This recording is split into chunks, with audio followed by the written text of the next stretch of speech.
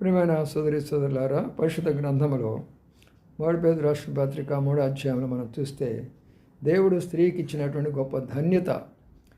తన కుటుంబము తన చేతిలోనే ఉంటుంది, సమాజం కూడా తన చేతిలో ఉంటుంది, సమస్తము కూడా తన బిడ్డలైనా తన భర్తలైనా అందరూ తన చేతిలోనే ఉంటారు.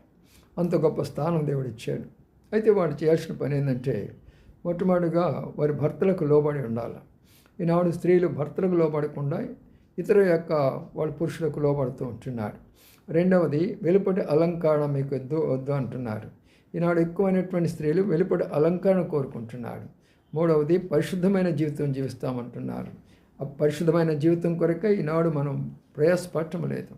నాలుగవదిగా, మీ స్వభావం ఎలాగ ఉండాలంటే మృదువుగా సాధువుగా ఉండాలి. మృదువుగా మాట్లాడితే, సాధువుగా సామాన్యంగా జీవిస్తే అన్ని కుటుంబాలు చక్కగా ఉంటాయి. ప్రభువుని నమ్ముకొనండి, కుటుంబాలు